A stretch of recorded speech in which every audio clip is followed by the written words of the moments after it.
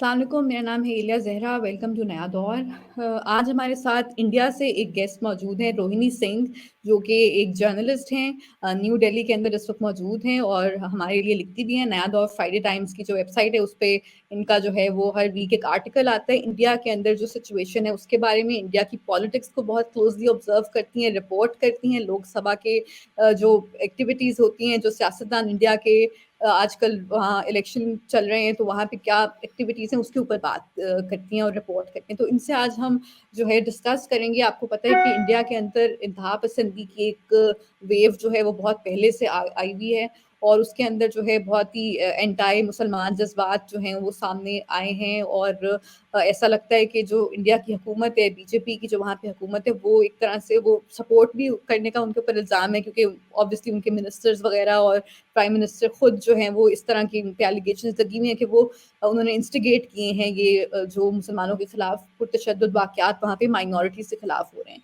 तो इसके ऊपर आज हम इनसे बात करेंगे। Rohini, thank you so much for your time. पहला Thank you for सवाल having मेरा me.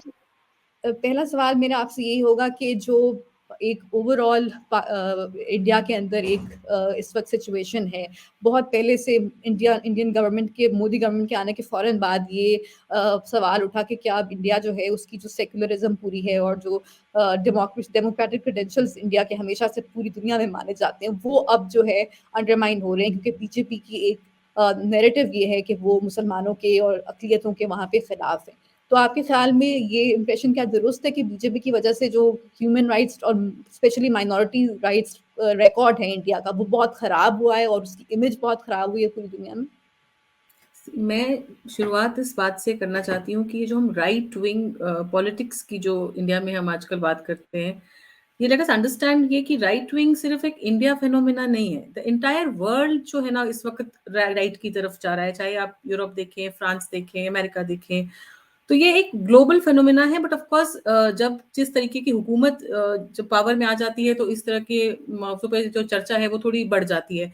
और फिर इंडिया के कॉन्टेक्स्ट में भी हम अगर देखेंगे इसको, तो आज से नहीं, मतलब even Indira Gandhi era also जो हम देखते हैं, that time also there was this whole polarisation, जिसको हम आजकल कहते हैं कि हिंदू पोलराइज करें या मुसलमानों को पोलराइज करके वोट वोट इकट्ठे करने की जो जो पॉलिटिक्स होती है, ये तब से चली आ रही है। पर आज जो वक्त जो बदला है वो ये है कि आज हमारे पास ये जो सोशल मीडिया का जो प्लेटफॉर्म है, बिकॉज ऑफ दिस जो है ये पूरा का पूरा जो नैरेटिव है इस जिस तरीके स्प्रेड होता है, लोगों तक पहुंचाया जाता है। और एक एक ओवरऑल एक माहौल इस तरीके से क्रिएट किया किया जा रहा है कि that we get to see so much of Hindu Muslim polarisation. Of course ये इसमें कोई डिनायल नहीं है कि we have reached a stage जहाँ पे कि माइनॉरिटीज जो है अपने आप अपने वजूद को लेके इस टाइम कहीं ना कहीं इनसिक्योर्ड है। अब फील करती हैं कि बिकॉज ये जब इस वक्त जब ये डायरेक्टली सरकार से आता है, जिसको हम कहते हैं, अगर हुकूमत आपकी इस तरीके की पॉलिटिक्स करना शुरू कर जाती है तो आपका वजूद जो है वो खतरे में आ जाता है। एक फ्रिंज एलिमेंट्स हमेशा से रहते हैं जो इस तरीके का नैरेटिव चलता रहता है, बट अब इस वक्त जो इंडिया में जो जो प्रॉब्लम है वो ये है कि हमारी जो खुद की सरकार है, जो खुद का जो गवर्नमेंट है, जो राइट विंग गवर्नमेंट है, वो इसको इंडोर्स भी करती है, इसको इनकरेज भी करती है। और तो जो जो इस तरह के जो जो एलिमेंट्स है जिनको हम राइट विंग हिंदूज या whatever we may put it in whichever form, तो इन इस तरह के एलिमेंट्स को एक एक तरह का you have encourage them, you know that you can say anything or up, you can get away with it. So that is where this whole discourse of our secular character being challenged and the threat to our democracy की जो हम बात करते हैं, ये सारा narrative वहां से उठता है। और कहीं ना कहीं हमारे कंट्री में इस वक्त हम नहीं डिनाई कर सकते हैं कि माइनॉरिटी को थ्रेट है हमें। और मैं इस बात को इसलिए भी कहती हूँ कि सिर्फ मुसलमानों का मुद्दा नहीं है। हमारे कंट्री में सिख माइनॉरिटीज हैं, पारसीज माइनॉरिटीज हैं, क्रिश्चियन माइनॉरिटीज हैं। इट इज अबाउट टाइम जब आप एक माइनॉरिटी से दूसरे माइनॉरिटी पे जाते हो, तो जब हम इस तरीके का कोई भी डिस्कशन करते हैं तो आई ऑलवेज से कि it is Muslim today, tomorrow it could be somebody else. So always so one has to, because हमारा we want to be a Hindu rashtra. So when we want to become a Hindu Rashtra, so any minority would always be a challenge, especially Christians and Muslims. Sikhs, you can always say कि हम Hindu, the Hindus would always end up saying कि हम कि सिख हमारा martial arm है। जिसको हमेशा सिखों ने डिनाई किया है या उसको कंडेम किया है। But overall the entire minority का जो मसला है इस मुल्क में इस टाइम, वो उसको कहीं ना कहीं उसके अस्तित्व को इनसिक्योरिटी है, खास करके मुसलमान। तो रोहिणी, जो आपने एक पूरी समरी बताई, उसके अलावा एक जो रिसेंट इवेंट हुआ था दिसंबर में, अभी पिछले महीने ही इंडिया के अंदर, जिसमें मुसलमानों की नस्लकुशी के बारे में बात की गई थी और बहुत सारे राइट विंग लीडर्स थे जो ये डिमांड कर रहे थे कि अगर इंडिया को आपको सेव करने के लिए मुसलमानों को कत्ल करना पड़े तो वो भी आप करें। और फिर उस पर इंटरनेशनल मीडिया ने भी उसको कवर किया कि ये क्या इंडिया के अंदर हो रहा है। तो उसके बारे में थोड़ी अपडेट दें कि क्या वहाँ पे रिएक्शन इंडिया में कंडेम लोगों ने किया, जितना पॉलिटिशियंस वगैरह ने, सेक्युलर पार्टीज ने जितना करना चाहिए था आपके ख्याल में, और क्या अपडेट क्या है कि अथॉरिटीज ने एक्शन लिया उन लोगों के खिलाफ? पहली बात तो ये कोई लीड पॉलिटिकल ग्रुप के से डायरेक्टली एसोसिएटेड लोग नहीं थे, they were all different fringe elements, जिनको हम कहते हैं left right wing fringe elements थे। बट बात ये है कि इस तरीके की बात एक, और जिस स्टेट में हुआ है वो इस टाइम बीजेपी रूल्ड स्टेट है जहाँ पे ये इंसिडेंट हुआ, और इस तरीके का उनको प्लेटफॉर्म दिया गया, 3 दिन तक कोई एक्शन नहीं हुआ। जब इस तरह का प्रेशर बिल्ड हुआ उसके बाद एक एफआईआर रजिस्टर हुई, और वो भी some little it was watered down, मतलब जिस सेक्शन में उसको करनी चाहिए थी उसको ना करके ना lighter, so that it's not as severe as it should have been. पर वही जैसे आपने जो अपोजिशन की, सिक्युलर अपोजिशन की बात करें, इस वक्त हमारे मुल्क का सबसे बड़ा मसला ही ये है कि हमारे पास एक अच्छा अपोजिशन नहीं है। अगर हमारे पास एक, मतलब अपोजिशन का कत्ल हो गया है, और जो अपोजिशन अवेलेबल भी है वो खुद को, उन्होंने खुद के लिए भी एक सॉफ्ट हिंदुत्व स्टैंड जिसको कहते हैं ना हम, वो अप्रोच अडॉप्ट कर लिया है। एवरीबडी वांट्स टू लुक कि मैं ज्यादा हिंदू हूँ।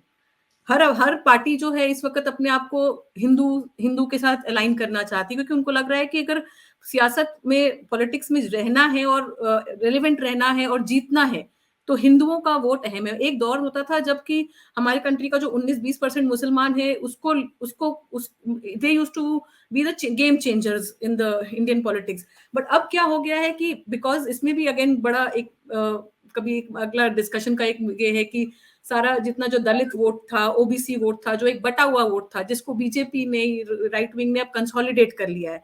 एज अ रिजल्ट वो जो 80-20 का आजकल हम नैरेटिव, जो योगी आदित्यनाथ हमारे यूपी के चीफ मिनिस्टर 3 दिन पहले कर रहे थे कि हमारे पास 80% वोट है, 80-20 की लड़ाई है ये, तो 80% हिंदू वर्सेस 20% मुसलमानों की जो बात कर रहे थे। तो इस तरीके की जब बेसिकली अब जो, क्योंकि जो जो जो अपोजिशन भी है, जिसको हम सेक्युलर अपोजिशन समझते हैं, वो भी अब उतना ही अपने आप को राइट प्रोजेक्ट करना चाहता है जितना कि एक बीजेपी, नॉट रियलाइजिंग कि उनका ये जो सॉफ्ट हिंदुत्व स्टैंड है, जैसे कि दिल्ली की आम आदमी पार्टी, जो कि एक, जो अब अपने आप को इतना दे वांट टू से कि हम अयोध्या का टिकट फ्री देंगे, हम आपको इस मंदिर का टूर फ्री देंगे, मतलब you are behaving like a travel agent.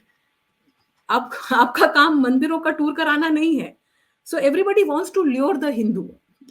और इस पूरे डिस्कोर्स में क्या हो रहा है कि जो ना, और हिंदू, वो पार्टियां ये नहीं समझ रही हैं कि जब उसको एक प्योर पाक हिंदू एक एक एक बीजेपी के रूप में आपको मिल रहा है, तो why would you vote for a softer Hindutva party like what the Congress is trying to do, और Aam Aadmi Party is trying to do, और फॉर दैट मैटर मायावती की बहुजन समाज पार्टी थी, जो कि एक दलितों का फेस होता था। तो हर पार्टी जो है ना इस वक्त अपने आप को इंडिया में एक से बड़ा हिंदू प्रूव करने की कोशिश कर रही है।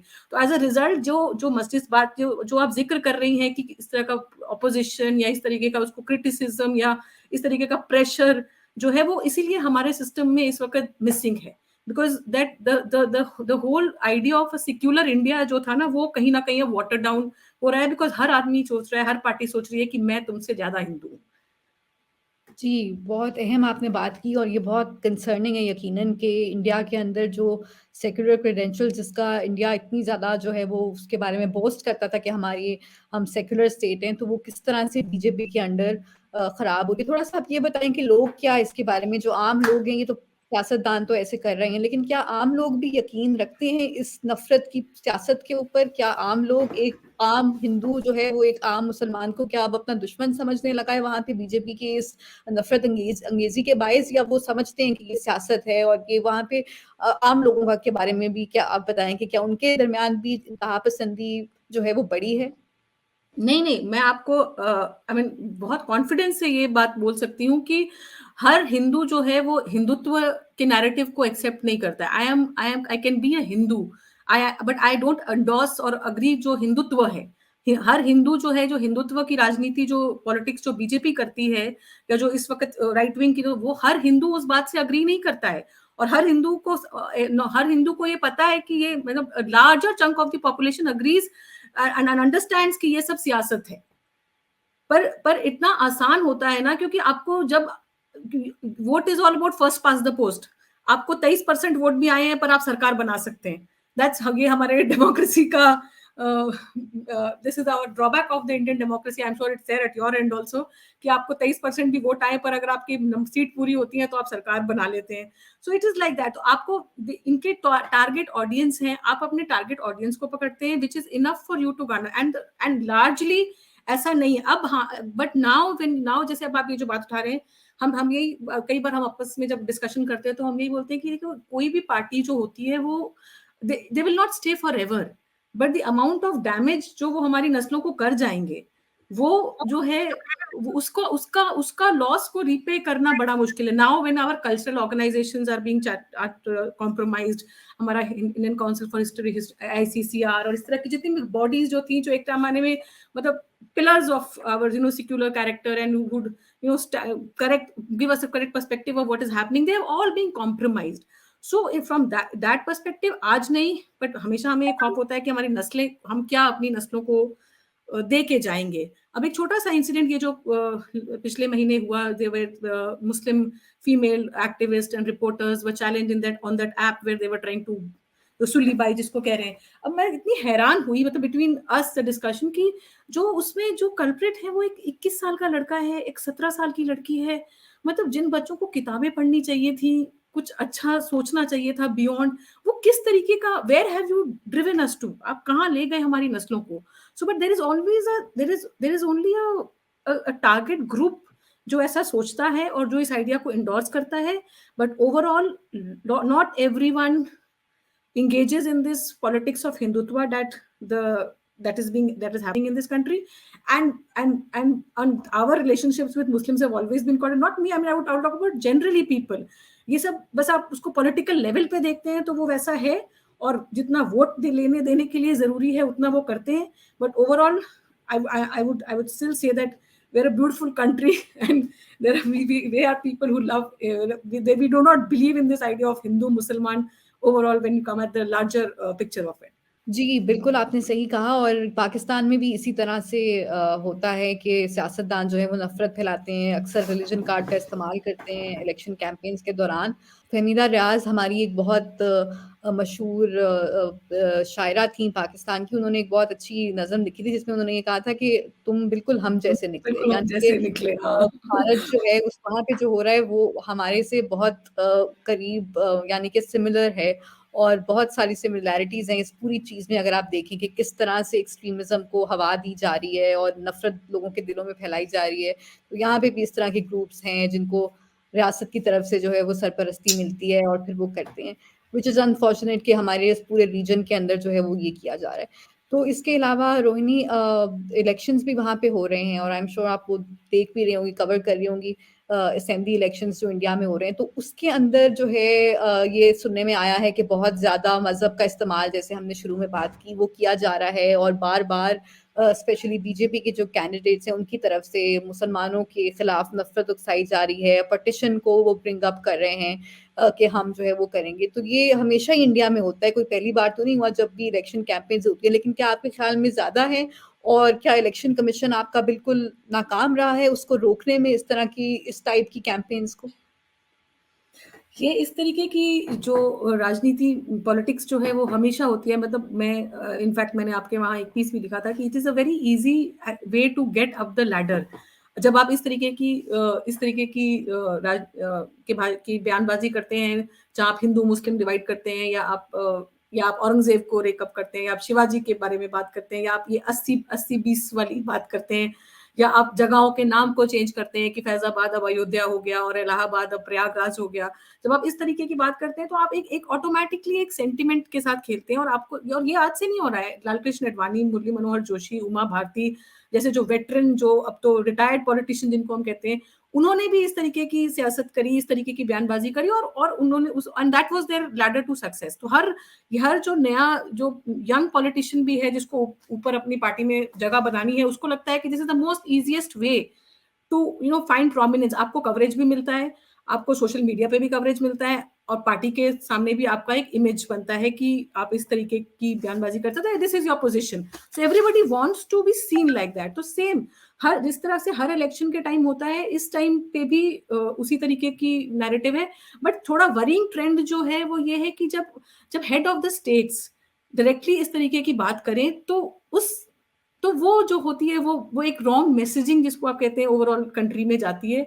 कि अगर एक स्टेट का चीफ मिनिस्टर या एक हेड ऑफ द कंट्री अगर औरंगजेब और शिवाजी को उठाए, या काउ प्रोटेक्शन की बात करे, या तो उस टाइम पे अगर पार्टी के लोअर रग, जूनियर लीडर्स इस तरीके से बात करते हैं, लोग सुनते हैं, सोशल मीडिया पे आता है, इंटरनेट पे ट्रोल होते हैं, प्रो एंटी सब चलता है, and then it goes. But when a head of a state makes a statement like this, तो फिर जो होती है, then it is a matter to be, because you do not represent 80% of the population, or when you are the head of the state, you are the head of the state for the entire country. तो उस time जब इस तरीके की बातें, जब इस तरीके के लोगों से निकलती हैं, तो हमें लगता है कि no, this is where things are going wrong. तो इंडिया में जो मेन स्ट्रीम मीडिया है रोहिणी, उसका क्या सिचुएशन है? क्या जर्नलिस्ट वहाँ पे आज़ादी से काम अपना कर सकते हैं मेन स्ट्रीम मीडिया के ऊपर, या पाकिस्तान की तरह ही वहाँ पे भी बहुत पाबंदियां हैं और आप नहीं रूलिंग पार्टी को क्रिटिसाइज कर सकते? इट्स वेरी अनफॉर्चुनेट कि हमारे कंट्री का जो मेन स्ट्रीम मीडिया है, मतलब it's not my term, but जब ये इंटायर किसान आंदोलन हुआ, जब किसान धरने पे बैठे थे, तो एक नया टर्म कॉइन हो गया, विच वाज कॉल्ड गोदी मीडिया। तो गोदी मीडिया वो है कि जो इट एक्ट्स लाइक अ सरकारी चैनल। मतलब ये लोग हर हर किसी भी इवेंट में they will always find the opposition wrong. जिस मीडिया को जब जर्नलिज्म स्कूल में पढ़ते थे, तो हमें बताया जाता कि to question the ruling party. अब क्या हो गया है कि you are questioning the opposition. तो इसीलिए जो जो काम जो एक सरकारी माउथ पीस को करना चाहिए, वो अनफॉर्चुनेटली इस टाइम इंडिया का जो लार्जर जो टेलीविजन मीडिया जिसको हम कहते हैं, चाहे वो हिंदी हो, बारिंग 1 or 2 you can put aside, but overall जो नैरेटिव जो वो सेल करते हैं, जो जो चलाते हैं, वो पूरा का पूरा जो है वो प्रो एस्टैब्लिशमेंट है इस टाइम। तो इसीलिए जो हमारे तो वो जो आप बात के, और जो लोग क्रिटिकल टू द सिस्टम है, क्रिटिकल टू द गवर्नमेंट है, ऑब्वियसली आपने भी जिक्र किया कि people don't want to talk, so we face the brunt. तो उनके लिए बहुत मुश्किल है, क्योंकि constantly you are monitored, constantly you are everything, your accreditation is being challenged, your entry into the parliament is is now being banned. So it's getting very difficult for good journalism to grow, and good journalists to work. If you are on the side of the government, happy, things go fine and everything goes fine. But if you are not, if you are really being a good journalist and asking difficult questions, then you might face the difficulty. बिल्कुल, तो बिल्कुल ऐसी ही situation कुछ पाकिस्तान में भी है, और बहुत ये आयरॉनिक है कि हम वैसे तो एक-दूसरे के अपैरेंटली दुश्मन समझे जाते हैं, लेकिन इतना कुछ हमारे अंदर कॉमन है कि जो आप बता Absolutely. रही हैं, वही मसले जो हैं वो हम भी यहाँ पे जर्नलिस्ट फेस कर रहे होते हैं। रूलिंग पार्टी की तरफ से जो उनकी प्रो गवर्नमेंट बातें करेंगे, उनको एक्सेस भी मिल जाती है, सब कुछ हो जाता है। जो एंटी गवर्नमेंट है, उन पे अटैक्स होते हैं। तो इसके अलावा रोहिणी, अब फार्मर्स के प्रोटेस्ट ने पिछले कुछ महीनों में बहुत ज़्यादा हेडलाइंस बनाई पूरी दुनिया में, और बहुत एक एम्पावरिंग उनका वो स्लोगन था, जिसके तहत जो है उन्होंने रेजिस्ट किया जो लॉज थे उनको, और वो अब फिर हुकूमत को उनकी बात माननी पड़ी। लेकिन ये पूरा जो कंट्रोवर्सी थी सराउंडिंग द फार्मर्स प्रोटेस्ट, आपके ख्याल में इससे बीजेपी के वोट बैंक को क्या नुकसान पहुंचेगा अगले इलेक्शंस के अंदर, और किस तरह तक, किस हद तक ये अफेक्ट हुआ है, और जो आगे की सियासत है उसके ऊपर क्या इसका कोई रोल होगा? एज ऑफ नाउ ऐसा लगता है कि इसका कोई खास फर्क पड़ने वाला नहीं है। पहले पंजाब की बात करते हैं। पंजाब में कभी भी BJP was never a party इन पंजाब, क्योंकि वो कभी भी इंडिपेंडेंटली आज तक पंजाब में इलेक्शन उन्होंने लड़ा नहीं है। वो हमेशा शिरोमणि अकाली दल के साथ पंजाब में दे हैव बीन अलाइंड। इस बार फर्स्ट टाइम वो जो है वो सोलो कंटेस्ट करना चाह रहे हैं। They have never done it in the past, because but ये है कि सिख जो था, पंजाब का सिख, वो कभी भी बीजेपी को वोट नहीं करता है, तो वो वोट उनके पास कभी नहीं थी। जो फार्मर है, जो रूरल बेल्ट है, वो भी कभी बीजेपी के साथ नहीं था। तो वो तो एक थोड़ा-सा जो क्लस्टर, जो अर्बन क्लस्टर जो है, हिंदू क्लस्टर है, वो जो है वो बीजेपी का वोटर है पंजाब में। बट देन अगेन इस टाइम वो भी बड़ा डिवाइडेड है because of the farmer protest. So to say कि इन पंजाब बीजेपी को इससे कोई फ़र्क, नफ़ा-नुकसान हुआ, doesn't seem so because BJP was never a party in Punjab. But of course in UP अगर आप इसको देखेंगे तो वहाँ पे जो है लॉट ऑफ, मतलब जो वेस्टर्न यूपी बेल्ट है, जो फार्मर बेल्ट है, वहाँ पे one has to see, because वहाँ पे again because when it comes to vote, तो वोट जो है ना अनफॉर्चुनेटली हमेशा कास्ट के बेसिस पे होती है। तो चाहे मसले जो भी हों, बट अगर कैंडिडेट आपके कास्ट का है तो आप सब कुछ भूल के उसको वोट कर देते हैं। तो मोस्ट ऑफ दीज़ जो फार्मर्स हैं, they belong to this OBC group. और ज़्यादातर ये एक फार्मर की अपनी जो लोकदल टाइप की पार्टीज होती हैं, इंडियन नेशनल लोकदल या इस तरह, ये they always vote for them. और इन देयर एब्सेंस अगर वो पार्टियां नहीं होती या फिर इनका कोई अपना लोकल कैंडिडेट होता है। जी, तो आपके ख़्याल में कुछ ज़्यादा असर इससे नहीं पड़ेगा जो वहाँ पे पॉपुलैरिटी है बीजेपी की। लेकिन ओवरऑल जो अगर हमने जो शुरू में बात की थी कि एक्सट्रीमिज़्म बहुत ज़्यादा बढ़ा, तो क्या एक आम जो शहरी कंसर्न शहरी है इंडिया का, क्या वो ये नहीं समझता कि बीजेपी ने नुकसान पहुँचाया है इंडिया की इमेज को वर्ल्ड वाइड और इस उससे जो है वो क्या उनको मतलब इस पूरी चीज़ से क्या असर नहीं होगा कि पहले जो बीजेपी को जिन लोगों ने वोट किया था, क्या वो अब मुतमईन है उनसे अब तक उन्होंने जो किया है? और इसके अलावा नॉट जस्ट एक्सट्रीमिज़्म बट आप थोड़ा-सा ये भी बताएँ कि बीजेपी के एक बार you have to repeat, your voice got cracked, completely cracked. Okay wait हाँ, जस्ट अ सेकंड जी, अभी आ रही है? हाँ, एक ठीक है। One sec. हाँ, अच्छा, आई विल हाँ, just repeat the entire okay, should I start? या तो रोहिणी आपके ख़्याल में कोई इससे नहीं इफ़ेक्ट पड़ेगा ज़्यादा बीजेपी की पॉपुलैरिटी के ऊपर, लेकिन ओवरऑल जो बीजेपी की गवर्नमेंट की परफ़ॉर्मेंस रही है उनका जो इंतहा पसंदी के अंदर रोल है, जो जिसका हमने शुरू में ज़िक्र किया, उसके अलावा उनकी जो बाकी गवर्नेंस के इश्यूज़ हैं, कि इंडिया के अंदर जो मसाइल हैं एक आम बंदे के, क्या वो बीजेपी हल करने में कामयाब हो पाई है? तो क्या अगले पिछले इलेक्शंस में जिन्होंने उसको वोट किया था इस बार, आपके ख्याल में वो सैटिस्फाइड हैं अभी तक? अब जो उनके पास कोई परफॉर्मेंस इस तरह से दिखाने के लिए है कि जब वो दोबारा वोट माँगने जाएँ, तो दोबारा से इतनी ओवरवेलमिंग मेजॉरिटी के साथ वो आ सकें, बीजेपी दोबारा हुकूमत बना सके? बीजेपी के पास अपना पुराना दिखाने को कुछ भी नहीं है। जब मोटू 2014 में नरेंद्र मोदी आए तो उन्होंने सबका साथ, सबका विकास का एक नैरेटिव दिया। बट अल्टीमेटली जो उनका सबका साथ, सबका विकास जो था वो एक कन्फाइंड हो गया एक सेट ऑफ लोगों के साथ। और अब जो पूरा जो डिस्कोर्स है वो हमारे मुल्क में जो है वो मंदिरों पे और मस्जिदों पे चला गया। हिंदू, मुसलमान, मंदिर, मस्जिद, गाय, इस तरीके की पॉलिटिक्स जो है। तो अभी अगर आप उत्तर प्रदेश के भी चुनाव को देखते हैं, वहाँ पे कोई डेवलपमेंट, अनएम्प्लॉयमेंट, कोविड मिसमैनेजमेंट जो हुई पिछले साल अप्रैल में, इन सब मुद्दों पे कोई डिस्कशन ही नहीं है। इन सब मुद्दों पे कोई चर्चा ही नहीं है। चर्चा क्या हो रही है कि हमने अयोध्या में राम मंदिर बनाया, हमने काशी विश्वनाथ कॉरिडोर खोला, हम मथुरा का जो मस्जिद है उसको मंदिर को रीडेवलप करेंगे, वहाँ एक जो मस्जिद है उसको गिरा देंगे। तो जो सारी मतलब एक के बाद हम ना एक जोकिंगली कहते हैं कि राम काफ़ी नहीं थे तो अब शिव को भी बुलाओ और कृष्ण को भी बुलाओ ताकि किसी तरीके से हम इलेक्शन जीत जाएँ। तो इसीलिए बीजेपी के पास रियली टू शो कि हाँ जी हमने आपके स्टेट में ये किया या this is what we will go to people in the next election, there is nothing to show as such. Of course क्योंकि जब हम पिछली इलेक्शंस में भी जब हमने देखा तो यू ऑलवेज तो अल्टीमेटली वही होता है कि आप पोलराइज करते हैं, हिंदू मुस्लिम करते हैं, या फिर सबसे ईजी हमारे लिए होता है कि हम खालिस्तान पाकिस्तान इस तरीके की नैरेटिव को शुरू कर देते हैं। क्योंकि इनफैक्ट मतलब अमित शाह साहब अभी पिछले महीने जब गोवा में कैंपेन करने गए, गोवा इज अनदर स्टेट जहाँ इलेक्शंस हो रही हैं, तो वहां उन्होंने पुलवामा को उठाया कि we are ready to do another Pulwama. तो आप because you have nothing to tell, आप जनता को क्या बताएं, आप क्या प्रॉमिस करेंगे? तो आप लोगों को बोलेंगे कि हम उनसे लड़ सकते हैं, हम उनको बता सकते हैं। तो इमीडिएटली जो आधी जो भैया हम कहते हैं ना रोटी खाने को हो ना, बट लड़ाई करनी हमें वहां से जरूर है।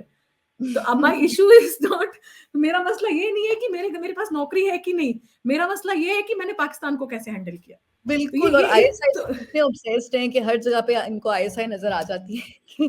तो एग्जैक्ट, तो अब ये जरा सा एक सिक्योरिटी अटैक हुआ तो आप उसमें खालिस्तान ले आते हैं, आप आईएसआई ले आते हैं, आप पाकिस्तान है, because is the easiest narrative to sell. अगर आपको उसका पंजाब में फायदा नहीं होगा, आपको उसका उत्तर प्रदेश में फायदा होगा। उत्तर प्रदेश इसलिए भी बड़ा अहम है क्योंकि अगर आप उत्तर प्रदेश में if you win UP, it is a road to the parliament, क्योंकि सबसे ज्यादा सीटें जो हैं 80 सीट्स जो लोकसभा सीट्स हैं वो उत्तर प्रदेश से हैं। इतनी सीटें किसी भी राज्य से, किसी भी सूबे से नहीं आती है जितना उनको उत्तर प्रदेश से आती है।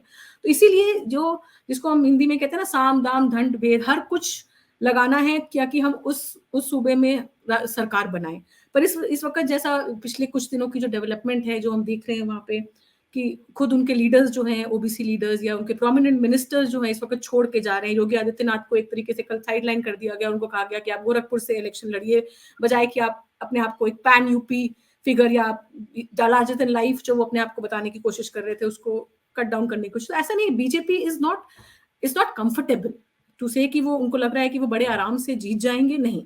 वहां पे उनके लिए फाइट है, उनके खुद के लोगों से फाइट है, उनकी वही जो जो आपने बात उठाई कि लोग नाराज हैं कि व्हाट हैव यू डन। हर किसी को मंदिर नहीं चाहिए, अल्टीमेटली खाना, पेट में रोटी चाहिए होती है, मंदिर से पेट नहीं भरता है। What I get home end of the day, मेरे बच्चों के लिए खाना है कि नहीं और मेरे पास नौकरी है कि नहीं, वो मेरे लिए अहम है, बजाय कि मेरे घर के बगल में मंदिर है या नहीं, या मेरा पड़ोसी हिंदू है या मुसलमान है। वो एक समय के बाद वो इररेलेवेंट हो जाता है। So of course to say that BJP बड़ी कंफर्टेबल है, नहीं है। साउथ इंडिया एक अलग इंडिया है, नॉर्थ ईस्ट एक अलग रीजन जिसको कहते हैं, उनका एक अलग माइंडसेट है। North, Jammu Kashmir, Himachal, Punjab thinks differently. So India, तो टू से कि इतनी जल्दी इंडिया में जमहूरियत मर जाएगी या हमारा सिक्युलर कैरेक्टर खत्म हो जाएगा, नहीं। India, we have matured on, and things like this have happened in the past. Maybe उनकी इंटेंसिटी कम हुई हो, ज्यादा हुई हो, but as journalists, as a nation, we have grown and we have seen that we will get out of this and we will become a better democracy. जी, बिल्कुल। और आपने जो कहा कि इंडिया जो है वो बहुत सारे लोग फाइट बैक भी कर रहे हैं, तो आप बिल्कुल फाइट बैक करते रहें और हम अपनी सॉलिडैरिटी पूरी तरह से एक्सप्रेस करते हैं आप लोगों से कि आप जो है इस तरह के जो थ्रेट्स हैं उनको ओवरकम करें। और इंडिया के लोगों को मेरा मैसेज है कि पाकिस्तान को दुश्मन मत समझें। ये जो लीडर्स होते हैं ये अपनी सियासत को चमकाने के लिए, अपने आप को पावर में ज़्यादा देर तक रखने के लिए हमारे बीच में नफ़रत फैलाते हैं हमारे दिलों के अंदर, ये हर जगह पे होता है। तो आप इनकी बातें मत सुना करें, ये सियासतदान जो पोलराइज़ेशन चाहते हैं, क्योंकि इनसे इनको फ़ायदा होता है। जब आप नफ़रत करेंगे तो फ़ायदा इनको होगा। पाकिस्तान में इस हद तक इंडिया के ऊपर इलेक्शन में नहीं होती बात, जितना इंडिया में मैंने नोटिस किया कि इंडिया के अंदर तो हर इलेक्शन में जो है वो शुरू भी पाकिस्तान से आप लोग करते हैं और ख़त्म भी वहाँ पे करते हैं। और ज़रा-सी कोई बात हो जाए तो वो कहते हैं कि गो टू पाकिस्तान, और आप यहाँ क्यों आए हैं? अगर कोई थोड़ा-सा क्रिटिसाइज़ करते हैं वहाँ की गवर्नमेंट को, मोदी को, वो कहते हैं कि ये तो आप तो फिर पाकिस्तान ही चले जाएँगे, यानी कि हर किसी को पाकिस्तान का एजेंट आप बना देते हैं। तो ये दैट्स बहुत also because I just add one point, ये इसलिए भी है क्योंकि हमारे कंट्री में जो 20% मुसलमान है ना, वो कहीं ना कहीं बड़ा इंपॉर्टेंट फैक्टर है। तो इसीलिए उस 20% को साइड करने के लिए या बाकी 80% को इकट्ठा करने के लिए बड़ा सबसे इजी नैरेटिव है कि अगर आप मुसलमान हैं तो आप पाकिस्तान चले जाइए। मतलब अगर इंडिया पाकिस्तान का मैच हो जाए और एक मोहल्ले में सिर्फ अकेला मुसलमान हो तो बेचारे की तो मुश्किल आ जाती है कि भैया, उसको पूछा जाता है कि तुम इंडियन सपोर्टर हो या तुम पाकिस्तानी। अगले ने कभी पाकिस्तान देखा नहीं, उसका घर इधर है, उसके लोग इधर है, वो इस मोहल्ले में पड़ा बला हुआ है, उसने पाकिस्तान से क्या लेना है। बट द जो पूरा नैरेटिव जो आपने बताया ना, कि इस तरीके से जो हमें, the way it is sold to us again, कि आपको बताया जाता है कि जी आप पाकिस्तान चले जाए। क्यों जाएगा वो पाकिस्तान? अगर उसको जाना होता वो 47 में चला गया होता। He chose to be here because he agreed that he wanted to be, he was stopped by Nehru and Gandhi to live in a secular India, and so he rejected Jinnah's idea and stayed in India. Now you cannot tell him after 70-80 years कि तुम पाकिस्तान जाओ। तो इस तरीके की जो बातें हैं ये, और जब ये इस तरीके, अगेन आई ऑलवेज से कि आधे लोग ना यूनिवर्सिटी ऑफ व्हाट्सएप से पढ़ के आ जाते हैं, वहां पढ़ के आ जाते हैं और वहां किसी को पता नहीं है क्या सही है क्या गलत है। हाँ जी, मैंने व्हाट्सएप पे पढ़ा, सबसे जो social media, power of social media and this power of messaging. So that's where the whole thing goes wrong. And as you said, I strongly believe, मतलब मैं, I have been to your country and I've spent time there. अगर अगर if our, आपके इमरान खान साहब और हमारे नरेंद्र मोदी साहब या आपकी हुकूमत, आपके आला कमान या हमारे आला कमान जिसको भी, if they allow people to meet, if they open our borders, ये जो मिसअंडरस्टैंडिंग्स या ये जो हमारे आपसी मिसअंडरस्टैंडिंग्स है कि वो पाकिस्तान में, the whole idea of Pakistan that is sold to Indians here, बड़ा मुश्किल होता है हमको समझाना कि पाकिस्तान कोई, हर आदमी वहाँ AK-47 लेके नहीं घूम रहा होता है। वो हमारी तरह उतने ही मॉडर्न है जितने हम हैं। They're as good and as bad as we are. So if our governments would allow people to meet and do this track to thing, automatically जो जिस बॉर्डर की हम LOC की बात करते हैं, दिस ऑटोमेटिकली गेट ब्लर। पर ये होने नहीं देते हैं, ना आपके सियासतदान, ना हमारे सियासतदान। जी, बिल्कुल, अगर वो हम और होने आप जैसे देते लोग हैं छोटी-छोटी वो कोशिशें कर सकते हैं, जी, जी, जी। अदरवाइज़ उनकी दे ज़ुबान दे पे दे नहीं विल चलेगी नेवर ना, गो। वो होने देंगे क्योंकि उनकी तो वो थ्राइव करते हैं इस डिवीज़न के ऊपर। अगर सिक्योरिटी थ्रेट नहीं होगा, वो दिखा नहीं सकेंगे तो वो फिर क्या क्या कहेंगे लोगों को कि हम क्या कर रहे हैं फिर? तो वो तो नहीं इसे प्रिसाइज़ली खत्म हुँ। करेंगे। चाहते ही नहीं है वो कि वो खत्म हो। लेकिन रोहिणी, आप लोग जो हम भी इस तरह के थ्रेट्स फेस कर रहे हैं, यहाँ पे आप लोग भी कर रहे हैं, तो इस मौके के ऊपर हमें यूनिटी की, दोनों मुल्कों की पीपल टू पीपल कॉन्टैक्ट की जो आपने बात की, बहुत ज़रूरी है। और स्पेशली सिविल सोसाइटी दोनों मुल्कों की जो है वो एक तरह से जो है मिल के जो इस तरह करे, और इस तरह के स्टेप्स गवर्नमेंट पाकिस्तान की तरफ से तो करतारपुर कॉरिडोर खोला गया और बहुत एक तरह से गर्मजोशी दिखाई गई हमारी हुकूमत की तरफ से कि रिकॉर्ड टाइम में उसे ख़त्म भी किया गया। तो अगर इस तरह के स्टेप्स और भी लिए जाएँ, वहाँ पे अब एक वीडियो भी वायरल हुई थी कि वो पार्टीशन के बिछड़े हुए जो 2 भाई थे वो ब्रदर्स करतारपुर, हाँ। और इस तरह की जो इतनी हमारे पास जो है हार्ट वार्मिंग स्टोरीज़ हैं जो जिनको हम यूज़ कर सकते हैं हमारे लोगों के बीच में दूरियाँ ख़त्म करने के लिए। तो बस ज़रूरत इस बात की कि हुकूमत भी रियलाइज़ करे कि ये पोलराइज़ेशन आप फैलाकर अपने मुल्क को ही नुकसान पहुँचा रहे हैं, और हम उम्मीद करते हैं कि इंडिया के लोग जो हैं वो भी इसको रियलाइज़ करें। Rohini, thank you for joining us, हमारा वक़्त ख़त्म हो रहा है। दोबारा भी हम इस पे और भी बहुत सारे एंगल्स हैं जो डिस्कस करने वाले हैं। हम दोबारा भी आपको जो है वो देंगे, आप बात करती रहें इस पे और हमारे लिए आर्टिकल्स जो हैं वो लिखती रहें, एंड डोंट लूज़ होप कि इंडिया के अंदर जो कुछ सेक्युलर लोग आपकी तरह जो अभी तक डेमोक्रेसी की बात कर रहे हैं, वो उनको अपनी बात जारी रखनी चाहिए। शुक्रिया। तो आपने रोहिणी की बातें सुनी, और इंडिया के अंदर जो है वो इंतहा पसंदी का मसला बहुत ही जल्दी जो है वो इस तरह से इतना ख़राब हो गया। पाकिस्तान ने जो सफ़र बहुत अरसे में तय किया, पहले ज़ियाउल हक की पॉलिसीज़ की वजह से, फिर और बाद में पॉलिसीज़ इस तरह की बनी, लेकिन इंडिया के अंदर लगता है जैसे बहुत ही थोड़ी देर के अंदर मोदी ने जो है वो इंडिया की जो पूरी एक इमेज थी डेमोक्रेसी की, सेक्युलरिज़्म की, उसको तबाह कर दिया है। तो इसलिए हम इंडिया के लोगों से अपील करते हैं कि वो इसके खिलाफ अपनी आवाज़ उठाएं, और ये डबल स्टैंडर्ड्स जो होते हैं कि आप पाकिस्तान में कहते हैं हमें कि माइनॉरिटीज़ के साथ बड़ा जुल्म हो रहा है, लेकिन वहाँ पर इंडिया में जो हो रहा है उस पे अगर आप आवाज़ नहीं उठा रहे, तो ये आपकी जो है वो हिपोक्रेसी है। और सब इंडिया के जो तरक्की पसंद लोग हैं उनको ज़रूर अपनी आवाज़ इस वायलेंस के खिलाफ उठानी चाहिए। देखने का शुक्रिया। खुदा।